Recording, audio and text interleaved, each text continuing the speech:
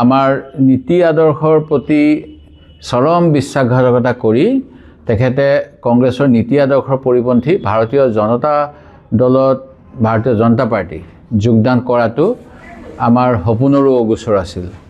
তেখেতে যি ধৰণেৰে এই কাম কৰিলে তাতকৈ পশ্চিমবংগৰ মমতা বেনাৰ্জী অথবা দাক্ষিণাত্যৰ অন্য কেতবোৰ নেতাৰ নিচিনাকৈ যিসকলে কংগ্ৰেছৰ লগত সহাৱস্থান কৰিব নোৱাৰি নিজাববীয়াকৈ বিজেপিৰ বিৰোধী ৰাজনৈতিক এটা স্থিতি গ্ৰহণ কৰিছিল, সেই স্থিতি গ্ৰহণ কৰা হ'লেও মই সুখী হ'লোহেঁতেন। কিন্তু যিটো দলৰ বিৰুদ্ধে তেখেতে যোৱা সময়ছোৱাত আমাৰ দলৰ নেতৃত্বৰ লগত একেলগে কাম কৰিলে, তাৰ পিছত তেখেতে হঠাৎ এনেকৈ দলত্যাগ কৰি বিজেপি দলত যোগদান কৰাটো বৰ সঠিক সিদ্ধান্ত বুলি মই নকওঁ।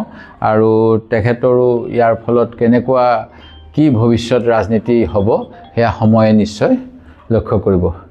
এইখন যুঁজ এখন কংগ্ৰেছৰ নেতাবিলাকক মন্ত্ৰী বিধায়ক বনাবলৈ নহয়। এই যুঁজখন হৈছে বিজেপিৰ অপশাসনৰ বিৰুদ্ধে অসমৰ ৰাইজে যাতে এটা ভূমিকা পালন কৰিব পাৰে তাৰ বাবে বিৰোধী ঐক্যবদ্ধভাৱে সন্মুখৰ নিৰ্বাচনত প্ৰত্যাহ্বান জনোৱাৰ এখন যুঁজ। সেই গতিকে কোনো নেতা আমাৰ মাজৰ পৰা আঁতৰি গ'লেও তেওঁলোকৰ যি প্ৰভাৱ সেয়া খুব কম বৰ্তমান সময়ত ফিল কৰা যাব, যিহেতু ইছ্যুটো কংগ্ৰেছৰ কাৰোবাক মন্ত্ৰী বা বিধায়ক বনোৱাৰ নহয়। ইছ্যুটো হ'ল কংগ্ৰেছে বিজেপিৰ ৰিপ্লেচমেণ্ট হিচাপে অসমত যাতে পৰিৱৰ্তন আনিব পাৰে তাৰ বাবে। অসমৰ ৰাইজে বিজেপিয়ে যেনেধৰণেৰে তেওঁলোকক আভুৱা ভাৰে এই কথা উপলব্ধি কৰে বুলি মোৰ দৃঢ় বিশ্বাস। তেওঁলোকে যি ভোট কিনাৰ এটা ব্যৱস্থা কৰিছে বিভিন্ন আঁচনিৰ যোগেদি, তাৰ যোগেদি তেওঁলোকে সফল হ'ব বুলি মোৰ মনে নধৰে। যি নাৰীৰ আদৰ্শ মহাসতী জয়মতী, সতী সাধনী, সতী ৰাধিকা, মূলা গাভৰু, সেই অসমীয়া মহিলাৰ DNAত 1250 টকা 1500 টকাত উটি ভাহি যোৱাৰ মই লক্ষণ দেখা নাপাওঁ। আমাৰ নীতি আদৰ্শৰ প্ৰতি চৰম বিশ্বাসঘাতকতা কৰি তেখেতে কংগ্ৰেছৰ নীতি আদৰ্শৰ পৰিপন্থী ভাৰতীয় জনতা দলত ভাৰতীয় জনতা পাৰ্টি যোগদান কৰাটো আমাৰ সপোনৰো অগোচৰ আছিল।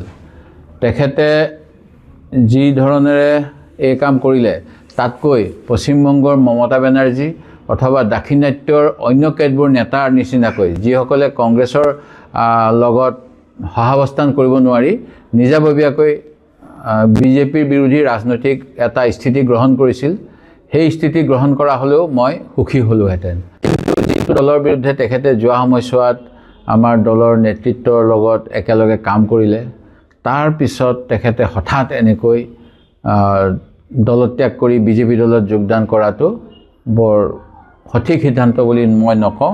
আৰু তেখেতৰো ইয়াৰ ফলত কেনেকুৱা কি ভৱিষ্যত ৰাজনীতি হ'ব সেয়া সময়ে নিশ্চয় লক্ষ্য কৰিব। এইখন যুঁজ এখন কংগ্ৰেছৰ নেতাবিলাকক মন্ত্ৰী বিধায়ক বনাবলৈ নহয়।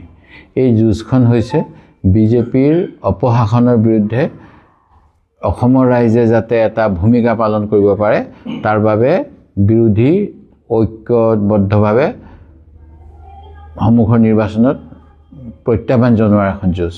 সেই গতিকে কোনো নেতা আমাৰ মাজৰ পৰা আঁতৰি গ'লেও তেওঁলোকৰ যি প্ৰভাৱ সেয়া খুব কম বৰ্তমান সময়ত ফিল কৰা যাব, যিহেতু ইছ্যুটো কংগ্ৰেছৰ কাৰোবাক মন্ত্ৰী বা বিধায়ক বনোৱাৰ নহয়। ইছ্যুটো হ'ল কংগ্ৰেছে বিজেপিৰ ৰিপ্লেচমেণ্ট হিচাপে অসমত যাতে পৰিৱৰ্তন আনিব পাৰে তাৰ বাবে। অসমৰ ৰাইজে বিজেপিয়ে যেনেধৰণেৰে তেওঁলোকক আভুৱা ভাৰে এই কথা উপলব্ধি কৰে বুলি মোৰ দৃঢ় বিশ্বাস। তেওঁলোকে যি ভোট কিনাৰ এটা ব্যৱস্থা কৰিছে বিভিন্ন আঁচনিৰ যোগেদি, তাৰ যোগেদি তেওঁলোকে সফল হ'ব বুলি মোৰ মনে নধৰে। যি নাৰীৰ আদৰ্শ মহাসতী জয়মতী, সতী সাধনী, সতী ৰাধিকা, মূলা গাভৰু, সেই অসমীয়া মহিলাৰ DNAত 1250 টকা 1500 টকাত উটি ভাহি যোৱাৰ মই লক্ষণ দেখা নাপাওঁ।